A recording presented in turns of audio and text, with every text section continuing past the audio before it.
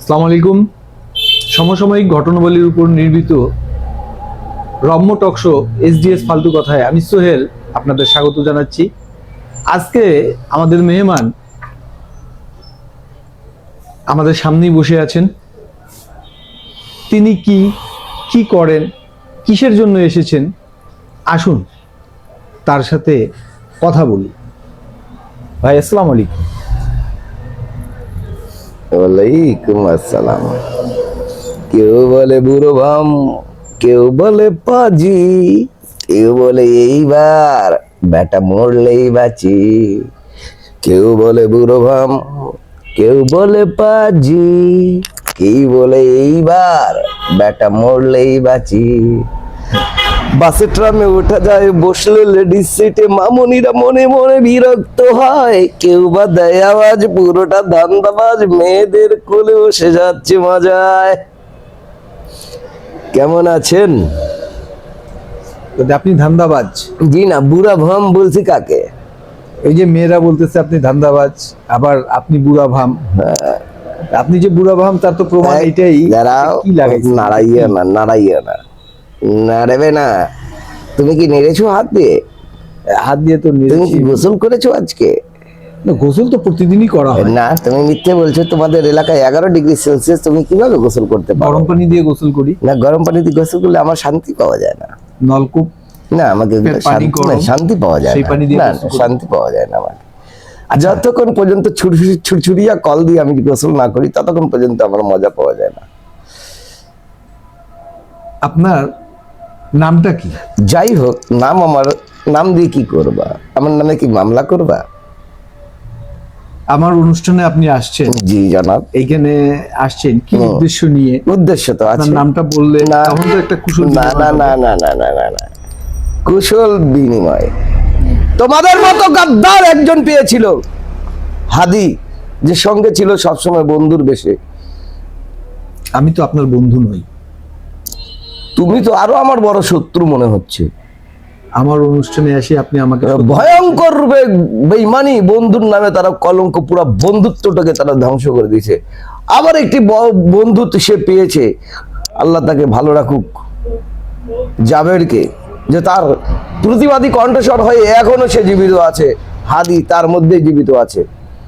তোমরা হাদির বিচার, এই যে চ্যানেল নিয়ে বসে আছো, ক্যামেরা ট্যামরা, হাবি জাবি আগ্রাম বাগ্রাম, এগুলো কি? তোমরা কোন চ্যানেল একটা যায় কি ভিডিও করতে পারো না? তোমাদের কিসের ভয়? না অদৃশ্য শক্তি দিয়ে আবার টাকা পয়সা পাচ্ছ? সমস্যা কোথায় তোমাদের? হলুদ মিডিয়া, তোমরা তো হলুদ মিডিয়া মিয়া, বিক্রি হয়ে যাও 2 টাকার জন্য। আপনি তো রাষ্ট্র পরিচালনা শেষ করে, রাষ্ট্র পরিচালনার দায়িত্বে আছে, বুড়ো ভামগুলাকে নিয়ে বসে আছো। সেটা কেন কোনো যোগ্যতাই রাখে না তারা। আইন উপদেষ্টার পদে বসে আছে, বিশাল বড় পদের মধ্যে। এগুলা যোগ্য প্রার্থী, এগুলা যোগ্য লোককে বসায় রাখছিলাম আমরা। আমরা কাকে চুজ করছি, কাকে বসায় রাখছি? ফলে তো এই সরকার চাচ্ছে যে নির্বাচন দিয়ে তাড়াতাড়ি। আরে ভাই, তুমি নির্বাচন রাখো মিয়া, তোমার নির্বাচন নিয়ে এত তুমি অস্থির হচ্ছ কেন? হাদির আগে বিচার হবে বাংলার মাটিতে, হাদির আগে বিচার হবে বাংলার মাটিতে। তার আগে কোন নির্বাচন হতে দেওয়া হবে না। আমি সাধারণ জনগণ, যার ভোটে নির্বাচন হবে সেই জনগণ। আমি জনগণ, সাধারণ মানুষ, 16 কোটি মানুষের মধ্যে আমি একজন। তোমাদের মুখে কি পাইলস হয়? তোমরা কথা বলতে পারো না কেন? হাদির বিষয়ে তোমরা কি এখন প্রচার করতেছো না কেন? সমস্যাটা কি তোমাদের? আমরা তো প্রচার করি, কোথায় সাথেই আছি। তোমরা তো বিক্রি হয়ে গেছো মিয়া। যেমন ওই যে উপদেষ্টা মন্ডলীরা কিছু নিজের দিক দিয়ে নির্দেশনা নিয়ে বসে আছে, শুধুমাত্র যে মাস যাচ্ছে, বেতন পাচ্ছে, তাতেই খুশি। তোমরা কি ছিটছিলা সেই সময় যখন হাদিকে হত্যা করা হলো? আজকে এতদিন হয়ে গেল, তার খুনিকে এখন পর্যন্ত গ্রেফতার করা হলো না কেন? প্রসেস চলতেছে, প্রক্রিয়া রাখো তোমার প্রসেস প্রক্রিয়া। তোমার কি প্রসেসিং করছো এতদিনে বলো তো? সাগরনের বিষয়ে কি প্রসেসিং করেছো বলো? আপনি যেখানে আছেন। না না না না, আস্তে আস্তে মিয়া, তুমি সাগরনের বিষয়ে কি প্রসেসিং করে বের করছো? এত বছর হয়ে গেল, কতবার লাশ উড়াইছো তাদের? কি ছিড়ছো তোমরা? তোমরা কি ছিড়ছো মিয়া? রাষ্ট্রপ্রধান হয়ে তোমরা কি ছিড়ছো? এখনো রাষ্ট্রের গোলামি করো, লজ্জা লাগে না? ভারতের গোলামি করো, লজ্জা লাগে না? কত ভালো ভারতের গোলামি করবা তোমরা। জয়শঙ্কর আসে তোমার সাথে কি কথা বলছে? জয়শঙ্কর আছে যে কথাই বলছে, আমরা তো তাদের কথা না না, কেন আসবে সে আমাদের দেশে? আমাদের মোস্তাফিজকে তারা তোমার থেকে খেলা থেকে নিল না, আইসিসি থেকে না না সরে না আসলাম না না। থু দেই ওদের আইপিএল কে তো আমরা থুতু ফেলাই, বাঙালির 16 কোটি মানুষ থুতু ফেলাই, তাদের মুখে থুতু ফেলাই, তাদের খেলাকেও থুতু ফেলাই। আর তোমরা জয়শঙ্কর আসছে একবারে ধুমধারাক্কা, একবারে মানে একবারে যা পারো তাই করো, একবারে না, আমরা তো সেটা করিনি। চামচামি কত করবা? কি মন্ত্র শিখে দিয়ে গেছে জয়শঙ্কর? কোনো মন্ত্রই শিখায়নি। তোমার সাথে কেন দেখা করছে? তাদের প্রত্যেকটা জিনিস কি তো আমরা তোমার সাথে কেন দেখা করছে জয়শঙ্কর? আমার সাথে তো দেখা করেনি। হ্যাঁ, তোমাদের সাথে কেন দেখা করছে জয়শঙ্কর? সে একজন বাংলাদেশের মহান একজন নেত্রী মারা গেছেন, তার মৃত্যু বা সব যাত্রায় বা জানাজার নামাজে বা জানাজায় শরীক হওয়ার জন্য এসেছিল। যখন আমাদের নেত্রী 5 বছর জেলে ছিল তখন তারা একবার আন্দোলন করতে পারে নাই, একবারও বলতে পারে নাই ভারত যে এই প্রধানমন্ত্রীকে ছেড়ে দাও। সে সাবেক প্রধানমন্ত্রী যখন জেলে ছিল, এই বয়স্ক মহিলা একটা মানে একটা বৃদ্ধ একজন, যাকে সিনিয়র সিটিজেন বলে, তোমাকে বিশেষ করে যদি প্রধানমন্ত্রী হিসাবে, সাবেক প্রধানমন্ত্রী হিসাবে না ছাড়তে চাইতে না, ভালো কথা, একটা সিনিয়র সিটিজেন হিসাবে তো ছাড়ে দেওয়া উচিত ছিল। তোমাদের সে সময় কোথায় ছিল তোমরা, যখন 5 ট্রাক বালু 3 ট্রাক বালু আনে খাড়া করে দিছে, এখন ভাগ খাওয়ার জন্য দলের মধ্যে ঢুকতেছে নাকি? কত চামচামি করবা? খালেদা জিয়া নিজের মুখ থেকে বলছে, রাখেন মিয়া কি কয়, আমরা রাজপথ ছাড়ি নাই, রাজপথ ছাড়ি নাই, নিজে বলছে। ওগুলা চামচামি করে লাভ নাই, চামচামির দিন শেষ। ও তোমাদের চামচামি করার দরকার নাই, ভারতের পা ধরার দরকার নাই, অনেক ভারতের পা ধরছো, ক্ষমতায় আসার দরকার নাই তোমার। তোমরা যদি ভারতের চামচামি করতে যাও তাহলে 24শে জুলাই কেন ঘটলো? 24শে কেন হাদি মারা গেল? 24শে জুলাই ঘটছে বলেই তো এই সময় এই দিনগুলো আপনারা দেখেন। হাদি কেন মারা গেল? রাষ্ট্রের কাছে প্রশ্ন, হাদি কেন মারা গেল? এটা তো একটা শরীফ ওসমান হাদি কেন মারা গেল? আর সেই অপদার্থ নির্বাচন কমিশন বলে এটা হচ্ছে একটা বিচ্ছিন্ন ঘটনা। তোর বেটা সন্তান মারা গেল, তুই বলতে পারতি এটা বিচ্ছিন্ন ঘটনা? আমরা তো সেটা শালা বুড়া লোকগুলাকে বসায় রাখছে, তাদের শালা পায়খানা হয় না ভালো করে, যাদের পায়খানা হয় না ভালো করে, শালার সকালবেলা যায় মন্ত্র পড়ে পড়ে পায়খানা করে, শালা পাইলস রোগী দুনিয়ার রোগীগুলাকে বসায় রাখলো, অপদার্থ গুলাকে বসায় রাখছি আমরা। শালা নির্বাচন করতে ভুল করছে, তাদেরকে নির্বাচন, ওইটাই তো বললাম, তাদেরকে নির্বাচন করতে ভুল করছে। আমাদের যারা সমন্বয়ক ছিল তারা ভুল করছে। এগুলো একটাও অপদার্থ, একটাও ভালো না, শুধুমাত্র আপনারই বাদে। কি কয় এটা, এই কথাগুলোকে সেন্সর করেন, রাখেন মিয়া, সেন্সরের বুষ্টি মারি। সেন্সর কি করবেন নাকি? সিনেমা হলের কি মানে ও চুমার সিন দেখানো সেন্সর হয় না, উলঙ্গপনা দেখানো সেন্সর হয় না। আর যখন জনগণ কথা বলে তখন এটা সেন্সর হয়, তখন এটা সেন্সর হয়। এটা কাটে দেন কেন? খারাপ লাগছে কেন তোমার? আমার চ্যানেলে তোমার খারাপ লাগছে কেন? তোমার চ্যানেলে কিসের জন্য আসবে? কিসের জন্য আসবে? ইনকলাব জিন্দাবাদ, ইনকলাব জিন্দাবাদ, ইনকলাব জিন্দাবাদ।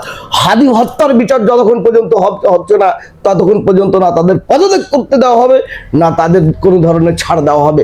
তাদেরকে অবশ্যই হাদির হত্যাকারীকে গ্রেফতার করে আইনের মধ্যে আনে, তার নির্বাচনের আগে তার কার্যকর করতে হবে।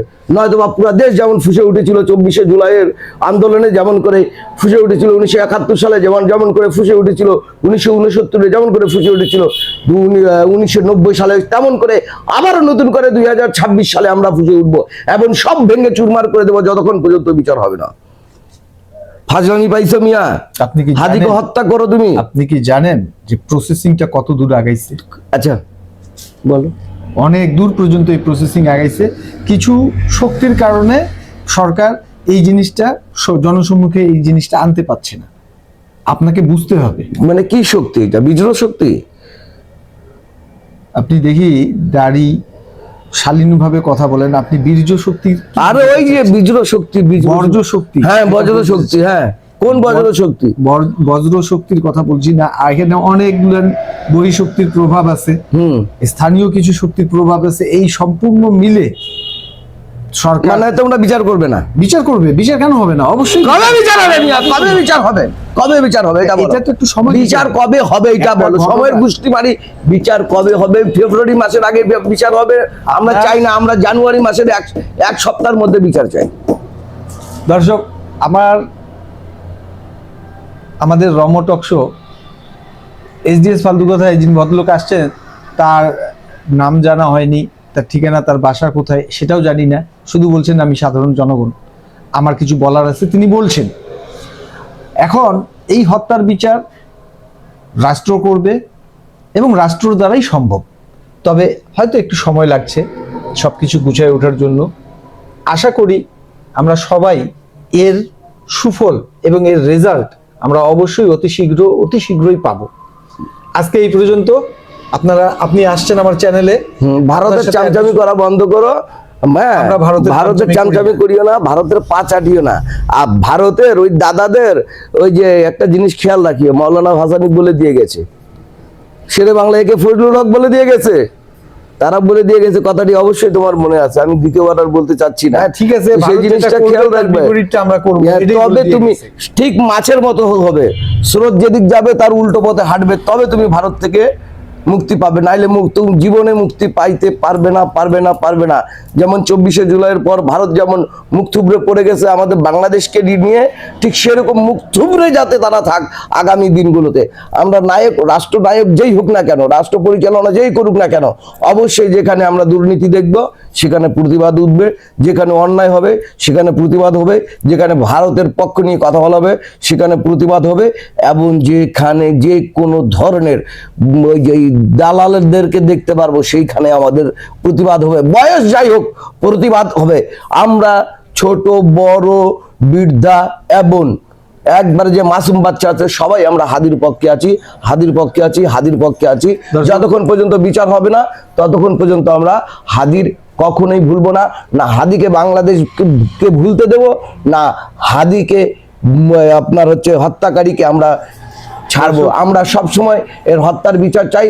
তীব্র নিন্দা এবং ঘৃণা ভরে স্মরণ করছি আইন উপদেষ্টার এবং যারা স্বরাষ্ট্র উপদেষ্টার দায়িত্বে আছেন। দর্শক, আল্লাহ না কিসের আল্লাহ হাফেজ। দর্শক, আল্লাহ হাফেজ। আচ্ছা, আল্লাহ হাফেজ। আল্লাহ হাফেজ।